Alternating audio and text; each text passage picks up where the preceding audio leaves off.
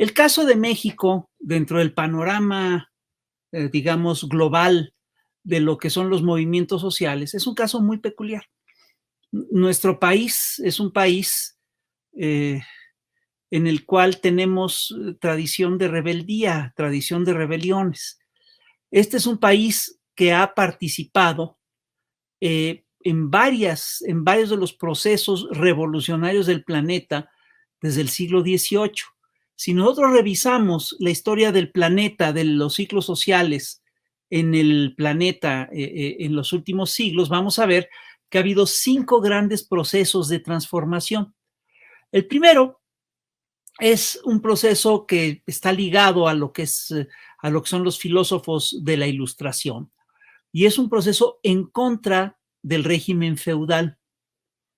Y este es lo que se llama el ciclo de las revoluciones atlánticas, y es un ciclo que inicia en los Estados Unidos, en este continente, en Estados Unidos, pasa por Francia, por la revolución de 1789, pasa a Haití, pasa a España, pasa a México y después pasa a toda América del Sur, a todas las colonias españolas de América del Sur.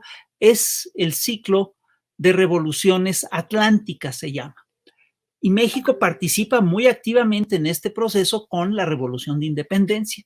El segundo ciclo revolucionario es el ciclo es un ciclo de revoluciones liberales, que en Francia, en Europa, pues se manifiesta en Francia en 1832, después en 1842, y son varias revoluciones sociales que se oponen al regreso de la monarquía.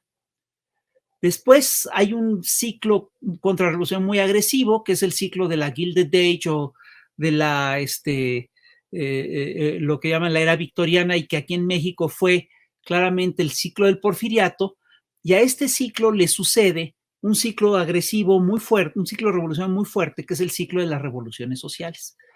Este ciclo empieza con la Comuna de París en 1871, sigue con los movimientos sindicales en Estados Unidos, con la famosa huelga de Chicago, que consigue la jornada laboral de 8 horas, pero el primer país que logra una revolución social de fondo es justamente México, y le sigue después la Unión Soviética. Y después hay otro ciclo contrarrevolucionario muy agresivo, que es el ciclo de las revoluciones fascistas, y a este ciclo contrarrevolucionario le sucede, después de la Segunda Guerra Mundial, un ciclo progresista muy interesante, que es el ciclo de las revoluciones de los estados de bienestar. Y este ciclo se detiene justamente con el modelo neoliberal, con la oleada neoliberal, y esta oleada, digamos, progresista de América Latina, que empieza, de alguna manera empieza en México con el movimiento cardenista y luego sigue con el movimiento zapatista, y que se concreta, en el cual el primer gobierno que se logra ganar es justamente el de Venezuela, en fin, y que después tiene una oleada progresista importante en la primera década del siglo XXI, perdón, y después hay una remisión y que se reinicia con la revolución obradorista, con la Cuarta Transformación. Es un ciclo revolucionario nuevo, y es aquí donde estamos. Ahora bien, cada uno de estos ciclos tiene peculiaridades muy importantes. Yo me voy a remitir simplemente al caso mexicano. En México, si nosotros revisamos, cada uno de estos ciclos tuvo luchas muy peculiares. La Revolución de Independencia lo que buscó es conquistar la soberanía de México. Fue una revolución por la soberanía, por el derecho de este pueblo a decidir por sí mismo sin la intervención de poderes extranjeros. El ciclo de las revoluciones liberales es un ciclo muy chistoso, muy curioso, está encabezado tiene varios dirigentes, está Gómez Farías, después lo encabeza Comonfort, después Juárez. Es un ciclo muy peculiar porque también lucha por el rescate de la soberanía nacional. De hecho, a Juárez lo llaman el segundo libertador. Pelean en contra de una intervención francesa. Pero es un ciclo que además le agrega otra demanda histórica al pueblo mexicano, que es la del derecho a pensar con libertad. Es un ciclo en el cual importa muchísimo la libertad de pensamiento. Y este es un ciclo en el cual se lucha por la soberanía y por la libertad de pensamiento en gran medida contra el dogma de la Iglesia. El tercer ciclo, que es el ciclo de la Revolución Mexicana, que es un ciclo que se da como reacción al porfiriato, es un ciclo en el que se lucha, fíjate bien, por la defensa de la soberanía, porque está el lema de México para los mexicanos, lo sacan los magonistas. También lucha por la libertad de expresión en contra de la censura que había en aquel momento en el régimen de Porfirio Díaz, pero lucha también por los derechos sociales. Y ahí se consagra por primera vez en la Constitución de 1917 lo que es lo que son los derechos sociales. La Constitución mexicana del 16 es la primera que consagra los grandes derechos sociales. El derecho a un salario mínimo suficiente, a una jornada laboral de 8 horas, el derecho a la unión sindical, el derecho a las vacaciones, en fin. Este ciclo en México tiene una peculiaridad, porque fue tan profundo que se come de alguna manera al siguiente ciclo. Hay muchos países en los que no se da la revolución social, pero sí se da un proceso de estados de bienestar. En México estos ciclos se confunden porque el movimiento revolucionario, eso es lo que plantea. Aquí es donde se inventa el estado de bienestar. Entonces hubo toda una serie de resistencias para aplicar el estado de bienestar, pero el empuje de la Revolución Mexicana inhibe todo el crecimiento del fascismo. Sí hubo reacción, proyectos reaccionarios en nuestro país, tuvo la Revolución Cristera, hubo un movimiento falangista importante, etcétera, pero en realidad este ciclo queda inhibido por la Revolución Mexicana, y la Revolución Mexicana impulsa, es el principal impulsor del estado de bienestar en la posguerra. Y la cuarta transformación, si tú te fijas, y aquí toda esta vuelta es para decir esto, todo esto que he estado diciendo es para llegar a esto. La cuarta transformación es esencialmente la suma de las luchas históricas del pueblo mexicano. Entonces, ¿por qué peleamos? Peleamos por la soberanía. Solo que ahora no peleamos por la soberanía contra España, contra la corona española. Peleamos por la soberanía, bueno, contra Iberdrola, contra las empresas multinacionales que están saqueando al país, contra Monsanto por tener un maíz libre de transgénicos, contra la tutela de Estados Unidos por tener soberanía petrolera, para que no se le entreguen concesiones mineras a las empresas canadienses, etcétera. Peleamos también por la libertad de expresión, pero no peleamos por la libertad de expresión en contra de la Iglesia y su dogma de fe. Es decir, ahorita peleamos por la libertad de expresión en contra de los grandes consorcios mediáticos que están en manos del poder económico. Esa es nuestra lucha a favor de la libertad de expresión. Estamos también peleando por los derechos sociales que nos quitaron en la era neoliberal. Yo estoy convencido de que la radicalidad del proceso neoliberal en nuestro país se debe, entre otras cosas, al hecho de que aquí surgió el estado de bienestar y que nos quisieron dar una lección y que quisieron ver qué tanto nos podían echar para atrás la Constitución del 17 y los proyectos de estado de bienestar. Pero fíjate, la cuarta transformación lucha por todas estas cosas, por restaurar el estado de bienestar, y prueba de ello es, por ejemplo, la reforma laboral que hicimos, el aumento a los salarios, en fin, luchamos por la libertad de expresión, pero es todo lo que se hace por resistir a los grandes consorcios masivos de comunicación. Luchamos por la soberanía, prueba de ello es que estamos peleando por la soberanía alimentaria, energética, en fin. Pero en el proceso que va de 1945 al 2022, se nos fueron agregando luchas que son muy importantes. En primer lugar, la lucha de la mujer. Y aquí me congratulo de tenerte a ti, Ivonne, y de tener tantas presidentas municipales mujeres. Me parece que es un logro que es más importante de lo que parece, ¿no? Me parece fantástico que muchos de los mejores funcionarios de la Cuarta Transformación sean mujeres, ¿no? Gente como Rocío Nale, como Raquel Buenrostro, como la propia Claudia. Es decir, es un logro importante. Entonces, esta lucha se suma a las luchas históricas del pueblo mexicano, pero hay otras más. Está, por supuesto, están por supuesto, las luchas de la diversidad sexual. Es una lucha importantísima. Y nosotros, por ejemplo, en la Cuarta Transformación estamos impulsando el matrimonio igualitario, la despenalización del aborto, y ya prácticamente en todos los estados de la República el matrimonio igualitario es legal. Y ya son muchos estados en los cuales ya se ha despenalizado el aborto. En todos se ha logrado con el impulso de la bancada de Morena. Estos no son los únicos movimientos que se incorporan a la Cuarta Transformación. Está, por supuesto, también la lucha de los pueblos originarios, la lucha de los pueblos indígenas. Estas luchas las estamos incorporando de manera importantísima a la Cuarta Transformación. Y estamos incorporando además otras luchas que son pues fundamentales, sin lugar a dudas, las luchas por el agua, las luchas por la tierra, las luchas por una ecología, por el agua limpia, son las luchas ecológicas. Todo eso, por supuesto, que forma parte de las luchas históricas del pueblo mexicano, y la Cuarta Transformación defiende todas y cada una de estas luchas. Dentro de todo este proceso que estamos teniendo de luchas del pueblo mexicano, yo sí quiero señalar una cosa que para mí es fundamental. Es decir, muchos procesos de transformación se echan a perder por malos gobiernos, porque se gobierna mal. Muchos de estos procesos se echan a perder porque abandonamos las calles.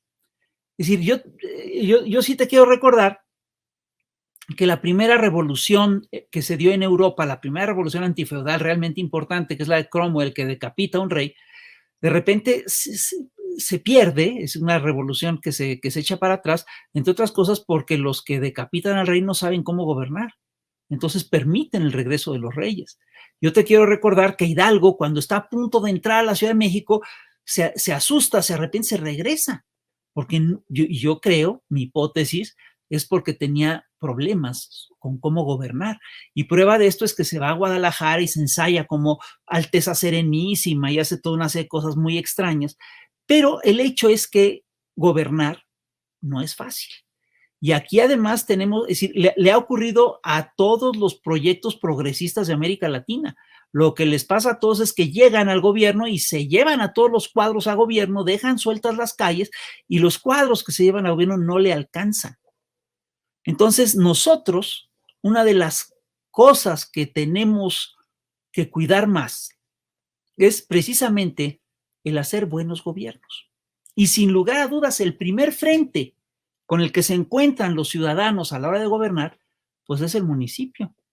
Es la primera escala del poder en nuestro país y obviamente el municipio es todo lo que dice Ivonne, conjunta territorio, conjunta servicios, conjunta población, conjunta toda una serie de culturas políticas, etcétera. Y pues necesitamos urgentemente hacer buenos gobiernos municipales. Necesitamos trabajar con mucho énfasis el cuidado en el municipio, el cuidado en los gobiernos municipales.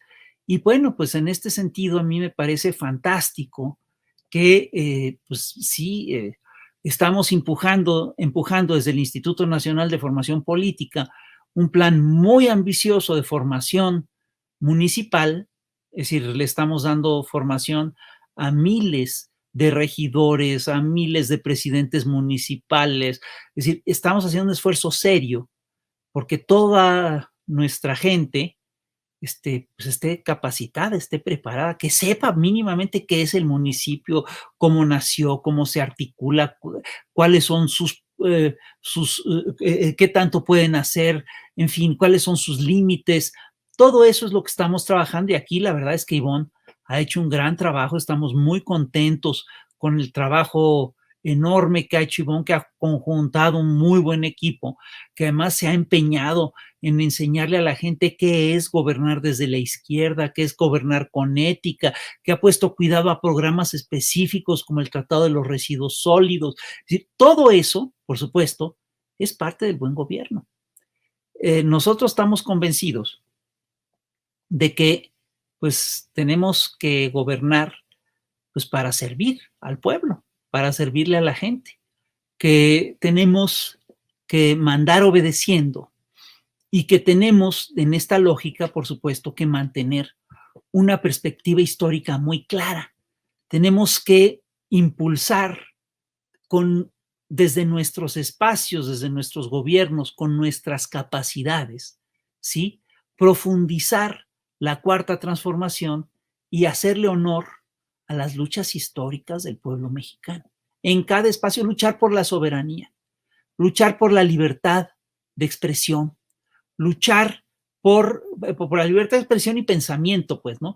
Luchar, por supuesto, por los derechos sociales, restablecer el estado de bienestar y, por supuesto, incorporar las luchas de las mujeres, del movimiento de la diversidad, de los pueblos originarios, de la ecología, en fin. Y bueno, ahora sí yo en realidad vine aquí a aprender, vine a que ustedes me contaran qué es lo que están haciendo y pues no me quiero exceder en mis funciones y mucho menos en mi tiempo y pues les cedo la palabra a ustedes. Muchísimas gracias, compañero Rafael. Pues antes de pasar a darle la palabra a mis compañeras diputadas, quiero comentarles que pues nos mandan muchos saludos desde Puebla, desde Ciudad Valle, San Luis Potosí, también desde Michoacán, también de Tulancingo Hidalgo, de Coacalco, de Mérida, Yucatán, de Sayula, Jalisco, el Marqués Quintana Roo, desde luego La Paz, Baja California, y por supuesto también desde Manzanillo, Colima.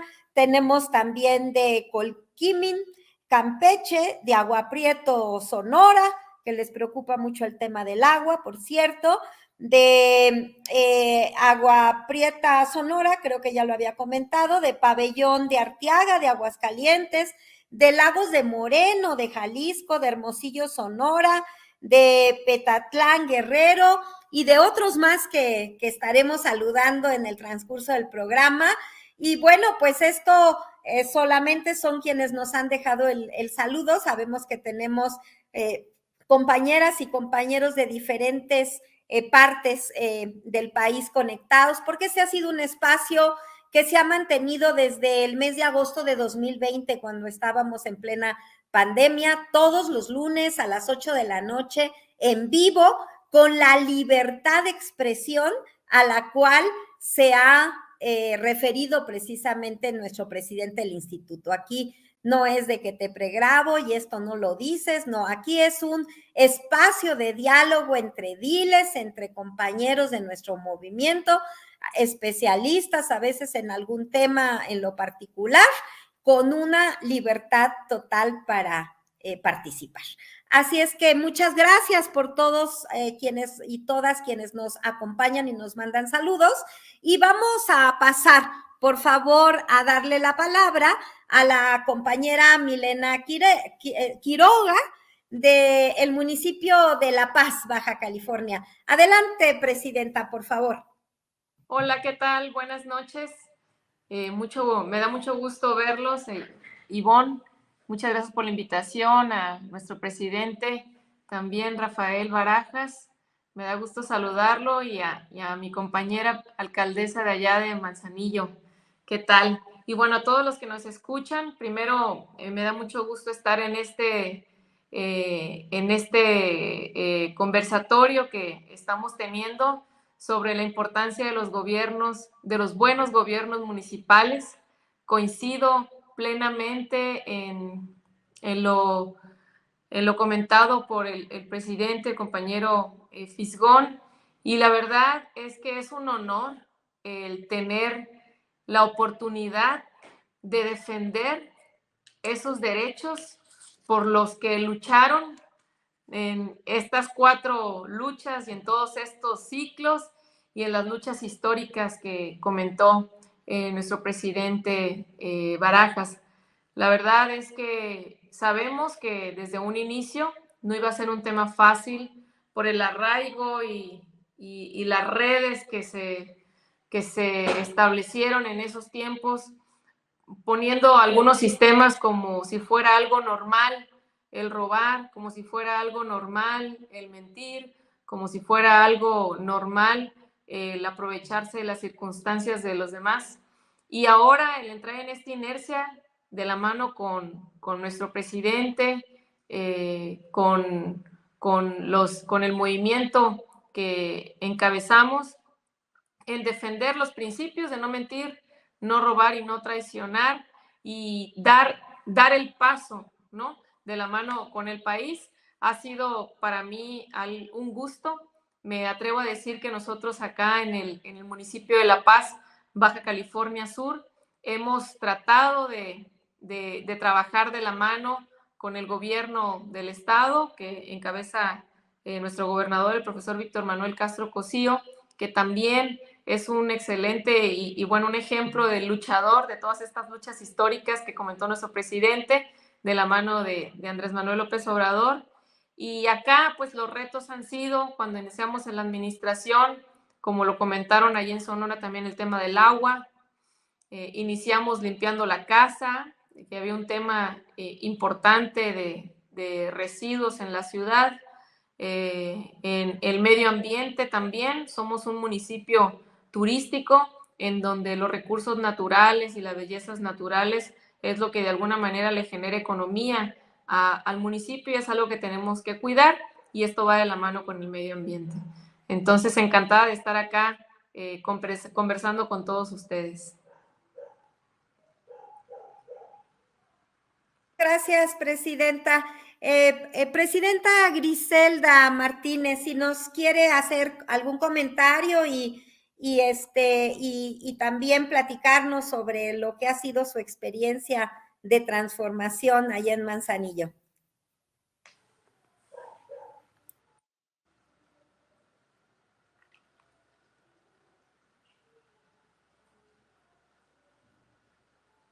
Y decirles... Ya. Sí, a ver si nos escuchan, ¿sí? Sí, ya está bien. Bueno, gracias. Y bueno, decirles que, bueno, yo soy de izquierda de hace muchos años, no empecé ayer, y coincido totalmente que se tiene que dar una formación política de izquierda a todos aquellos que lleguen a un cargo, en este caso por Morena, porque la verdad es necesario. Ya después, pues los consejos no sirven de nada, ¿no? Ya que están en el poder y hacen lo que quieren y nos echan a perder los gobiernos, y entonces ya nos meten en una complicación como partido y como todo esto, pues ya para qué. Sería muy bueno que empezáramos a formar a todos aquellos que pretenden tener un cargo de elección popular antes que lo tengan, ¿no? Y si califican, dárselos, y si no, no. ¿Por qué? Pues porque hemos sido muy pragmáticos realmente, y entonces lo que hemos hecho pues es darle los cargos a quien sea, nada más porque ganan una encuesta, y entonces luego tenemos un problema en muchos de los gobiernos que son emanados de Morena. Decirles que, bueno, nosotros luchamos en este caso en Manzanillo por muchas razones, venimos luchando hace más de 30 años, buscando cambiar las condiciones que tenemos en el país, y cuando yo llegué acá, pues encontré un Manzanillo que bueno, alberga el principal puerto del país, el tercero en importancia en América Latina, que tenía este municipio pequeño en comparación con cualquier otro municipio del país. Si bien es el más grande del estado de Colima, también es un municipio pequeño, pero con todos los grandes problemas de las grandes ciudades. Eso es lo que encontré en Manzanillo, y una inseguridad tremenda, generada obviamente, ustedes saben por qué, y aquí no voy a decir que uno de los mayores responsables de la violencia que seguimos padeciendo, pues fue la guerra de Felipe Calderón, y Manzanillo, al ser un puerto tan importante donde todo lo que todo entra por aquí y sale por aquí, y bueno, pues habría que poner orden en el municipio, y lo primero que empezamos a hacer fue pues combatir la corrupción. Encontramos una administración totalmente quebrada, con mucha deuda que nos dejaron, no teníamos para pagar. Yo entré el 16 de octubre del 2018, no teníamos para pagar en diciembre los aguinaldos, no teníamos para pagar la nómina, teníamos una deuda tremenda, y sin embargo,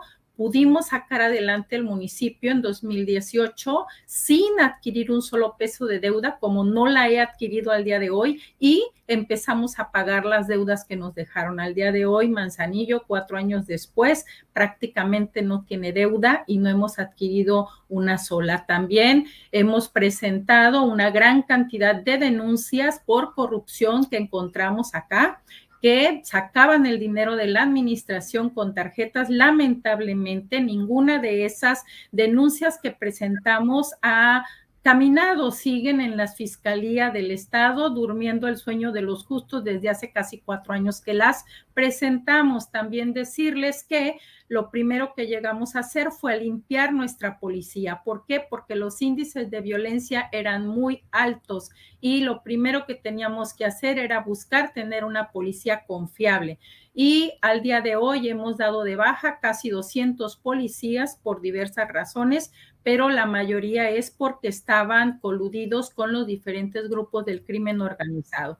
Y bueno, pues todas estas acciones de presentar denuncias, de despedir policías que estaban coludidos con los grupos del crimen organizado, pues es muy probable que llevó al atentado en mi contra. En 2019, 36 disparos en un vehículo que no estaba blindado y que al día de hoy esa agresión, ese intento de asesinato sigue totalmente impune. Decirles que, bueno, no por eso nos pusimos a llorar, ni renunciamos al cargo, ni nos amedrentamos. ¿Tenemos miedo? Sí, claro que tenemos miedo. Sin embargo, no nos puede paralizar el miedo porque nosotros venimos aquí a transformar y para eso hay que tomar decisiones que de repente pueden afectar intereses y que estos intereses pueden responder con balas. Sin embargo, o actuamos o estamos de floreros y nosotros venimos aquí a actuar, a cambiar las condiciones que encontramos. Decirles que hoy Manzanillo es un ejemplo, no lo digo yo, lo dice el Secretariado de Seguridad Nacional, porque Manzanillo, a diferencia del resto de los municipios del estado de Colima, somos el municipio que ha logrado descender en 61% los homicidios en nuestro municipio. Ustedes saben que la media nacional que se ha logrado disminuir en homicidios es el 10%. En nuestro municipio hemos logrado el 61%. No es un tema de casualidad, no, se ha trabajado muchísimo, primero en la limpieza de la policía, segundo en la capacitación de nuestra policía y también en la dignificación de los salarios de la policía, pero también entregarles todo el equipo, todas las herramientas que necesitan para poder brindar un resultado que es el que estamos hoy viendo. Y decirles que estoy muy feliz porque hace unos días Canadá dijo a estas y a estos estados no hay que ir. Y en el caso de Colima no hay que ir a Colima con excepción de Manzanillo. Y eso es un motivo de orgullo para nosotros. La verdad es que estamos felices de lo que hemos avanzado en materia de seguridad porque si no hay seguridad no hay economía. Esa es una realidad. No podemos avanzar en el bienestar de las personas si no tiene lo elemental que es salvaguardar la vida de las personas. Entonces, estamos trabajando durísimo con eso. Decirles que hemos invertido mucho en el tema de seguridad, pero sobre todo en el factor humano que son nuestros policías. Decirles también que a lo largo de 4 años hemos podido hacer 600 millones de pesos de obra pública con recurso de los manzanillenses solamente y sin endeudar al municipio y sin nada de esas cosas. Antes de nosotros, 40 años atrás, ninguna administración municipal había tenido dinero para hacer obras en nuestro municipio. Nosotros hemos podido invertir 600 millones de pesos en obras en 4 años. Y bueno, ¿qué más hemos hecho? Pues le hemos invertido mucho también al tema de la recuperación de muchas zonas, lagunas de playas de ríos, nuestro propio relleno sanitario. Estamos buscando ayudar a nuestro medio ambiente, impulsando políticas públicas y aplicando recursos para poder subsanar profundos daños que había, por ejemplo, en nuestras lagunas. ¿Por qué? Porque los drenajes iban a dar a nuestras lagunas, iban a dar a nuestros arroyos, iban a dar al mar, porque nunca se ocuparon de crear la infraestructura necesaria para sanear el agua. Y entonces estamos invirtiendo muchísimo en el saneamiento de nuestras aguas y en la construcción de muchísimas redes de drenaje, redes de agua potable. Nos ha ayudado mucho el presidente. ¿Por qué? Porque desde que llegamos y elaboramos proyectos que le presentamos al presidente, que tuvo a bien autorizarnos y que desde el 2019 que los empujamos al día de hoy, bueno, este año son una realidad, son obras que a través de la SEDATU se van a realizar en nuestro municipio y que van a impactar la imagen urbana que actualmente tenemos. Y bueno, entre otras cosas, pudimos meter internet gratuito en nuestras comunidades rurales, bueno, cambiar todas las luminarias de nuestro municipio por un tema de seguridad, pero también un tema de embellecimiento, por luminarias LED. Nos hemos ahorrado millones de pesos ya con la Comisión Federal de Electricidad por haber cambiado las antiguas luminarias a luminarias LED. Estamos contaminando mucho menos.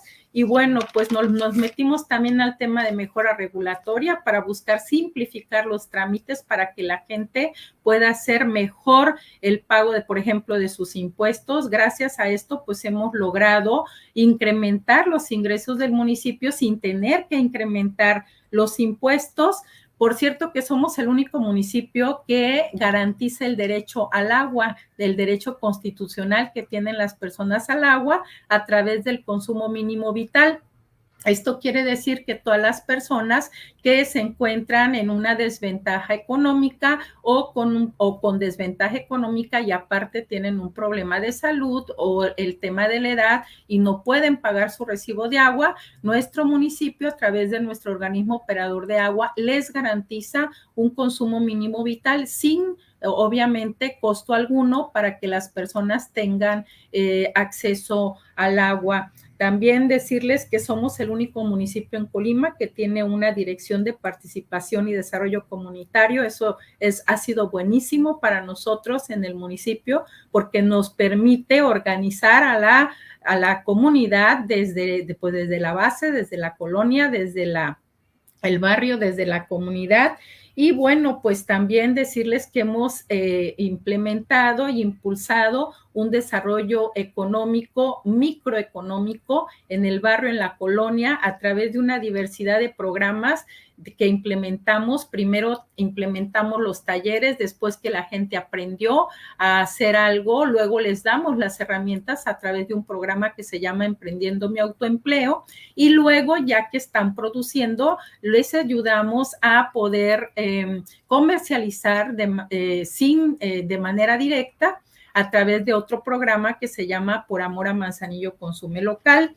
Y bueno, pues también nos encontramos que había un abandono en reglamentación. Hemos creado 44 nuevos reglamentos, hemos hecho reformas a otros reglamentos, hemos elaborado nuevas reglas de operación para una gran cantidad de programas, y la verdad es que hemos hecho un montón de cosas, y a lo mejor por eso las encuestas, que nunca pagamos nosotros encuestas, porque es la verdad que nunca pagamos encuestas, tampoco le pagamos a los medios para que hablen bien de nosotros, nos golpean un día sí y otro también, y aún así, bueno, pues la presidenta de Manzanillo ha sido calificada en reiteradas ocasiones dentro del ranking de las 10 alcaldesas mejor evaluadas. Actualmente las últimas 2 encuestas de Mitofsky, por ahí me las hicieron llegar y nos ponen en la 4ª presidenta municipal mejor evaluada del país. Entonces, a lo mejor ha de ser porque estamos haciendo algo, compañeras y compañeros.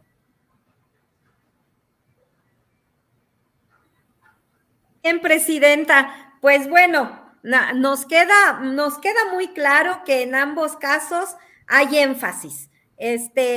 Hay énfasis y todo relacionado con la 4ª transformación. Quiero destacar, ¿no? O sea, incluso están trabajando pues en esta mejora de normas que tiene que ver También con esto que ha insistido tanto el presidente de por favor mover al elefante, ¿no? Y más en los municipios en donde sí hay facultades regulatorias. Entonces, los integrantes del ayuntamiento no pueden perder esa posibilidad de hacer más amables las normas hacia los ciudadanos y ciudadanas y más simples. Fíjense que yo no quisiera dejar pasar la oportunidad de comentarles que en el chat hay mucha preocupación por el tema de la corrupción, de las mafias y también del crimen. Entonces, preguntan, o sea, ¿cómo le han hecho específicamente para enfrentar la corrupción? ¿Cómo han podido luchar contra las mafias y cómo están enfrentando al crimen? Ya ambas presidentas hablaron sobre esto en términos generales y sobre todo la importancia de tener sociedades en donde haya paz, porque a la vez pues también detona el desarrollo económico, ¿no? Entonces, no sé, Presidenta Milena, si usted nos quisiera comentar cómo es que ha podido enfrentar el tema de la corrupción a partir de que llegó. Usted habló de limpiar la casa, me consta porque estuvimos por allá y la verdad es que es una ciudad que hoy se ve muy limpia y efectivamente muy acorde pues a la actividad principal que tiene La Paz, que es el turismo. Entonces limpió la casa estrictamente con lo que implica pues el manejo de residuos y demás. Ahí van en un proceso muy, muy importante avanzando, pero ¿cómo ha venido limpiando la casa de corrupción, Presidenta? Platíquenos un poquito. Muchas gracias, Ivonne. Bueno, felicitar antes a la presidenta Griselda por el gran trabajo que ha venido haciendo. Estoy segura que no ha sido fácil y de verdad que felicidades porque mantener esa fuerza a veces pues se requiere de un gran compromiso que estoy segura que lo tiene. Y acá nosotros en el municipio de La Paz, la verdad es que la corrupción era algo que estaba en todas partes y hay que decirlo, estaba adentro del gobierno, pero también estaba fuera.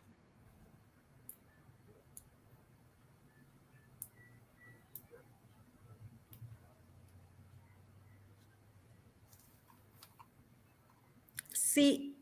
Creo que se congeló la imagen. Sí, creo que se cortó. Ah, ya.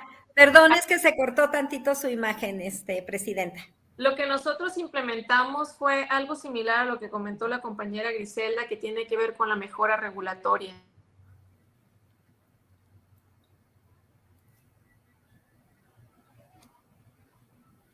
Creo que volvimos a tener ahí un problemita de conexión.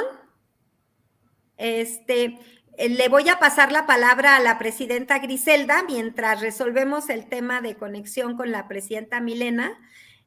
Presidenta, si usted nos pudiera decir en breves palabras el ABC del combate a la corrupción, 3 pasos para combatir la corrupción en los municipios, ¿qué nos podría enseñar sobre eso? Compartir su experiencia y su conocimiento.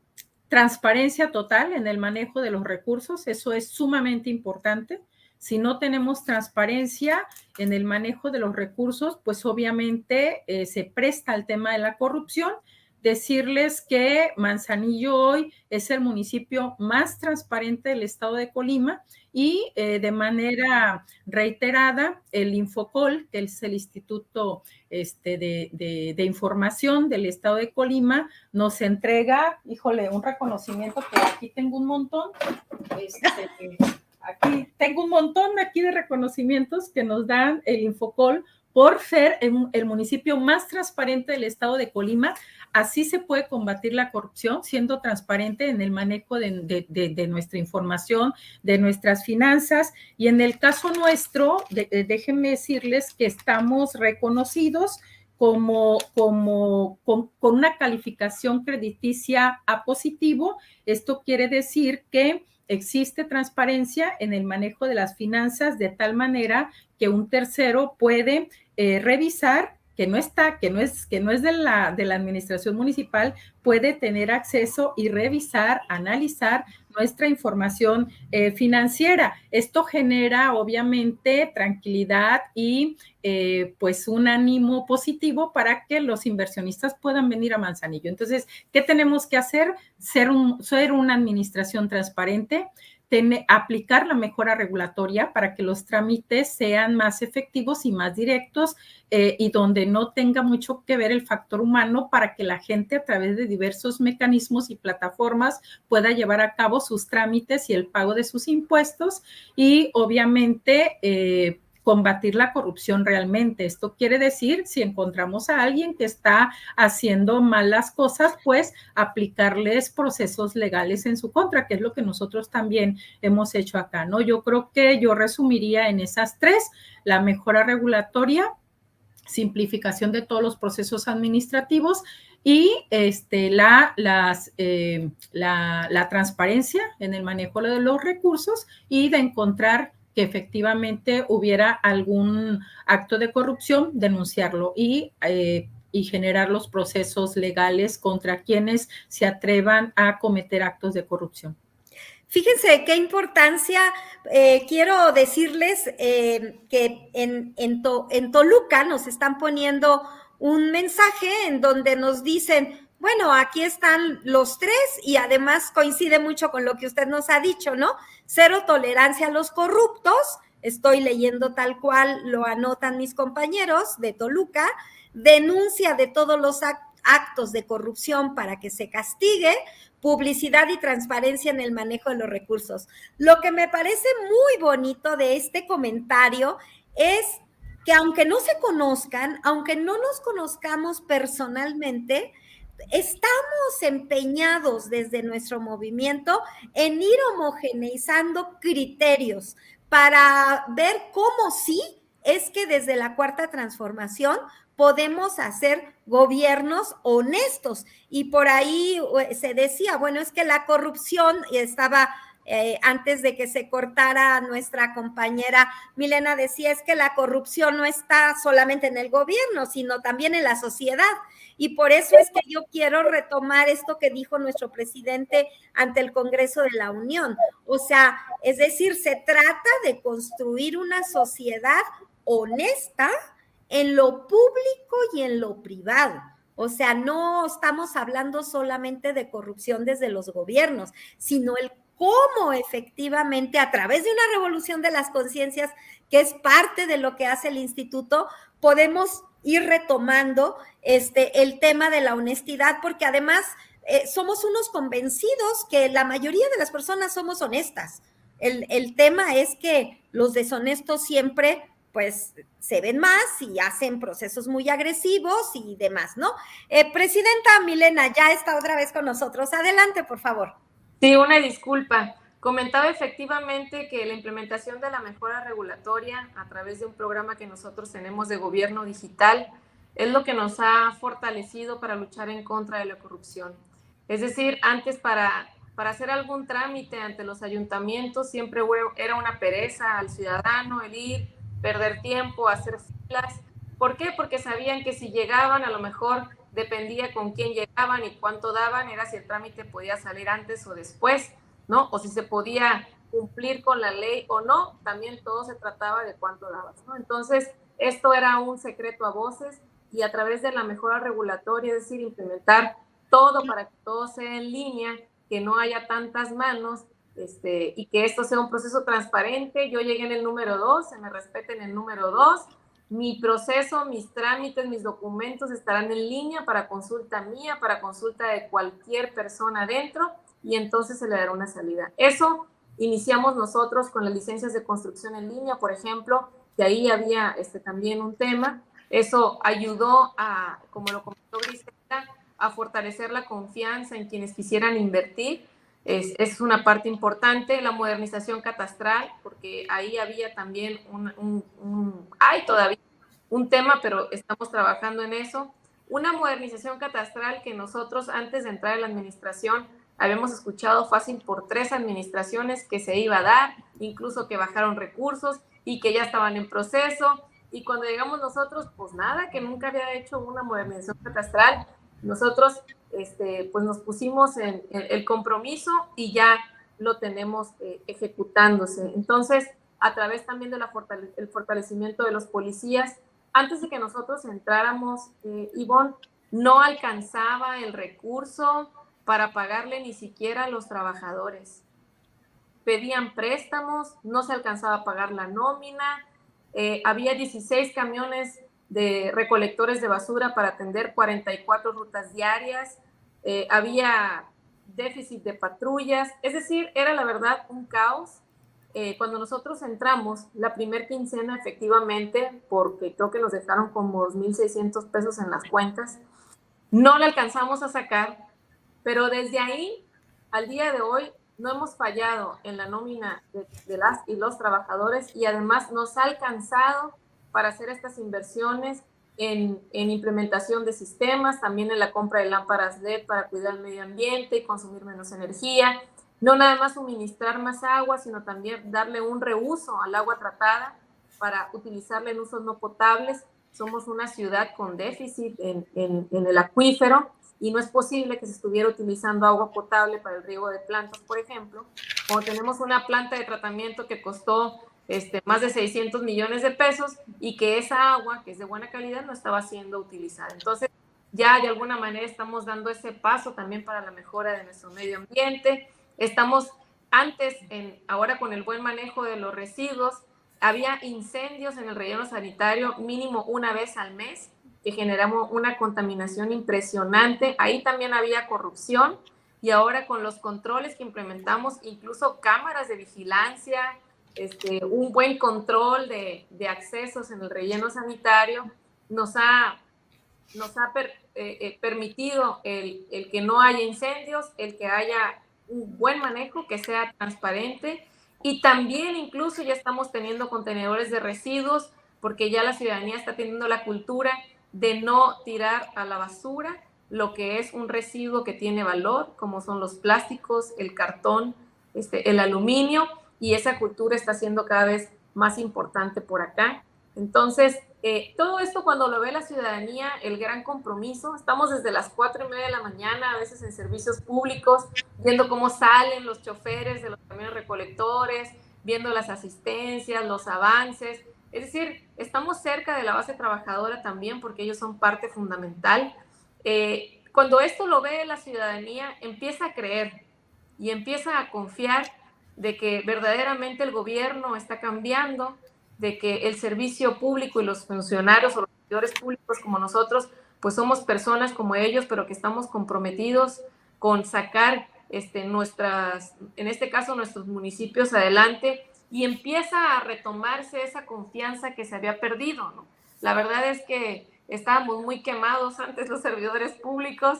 Yo fui diputada antes de ser alcaldesa, estuve en el 2018 en un congreso cuando entró el presidente, y fue una guerra, literal, para llegar a tener la aprobación del matrimonio igualitario, como lo comentó el compañero Fisgón. Fue un tema increíble en cómo pues, se quería seguir limitando los derechos y libertades de las personas.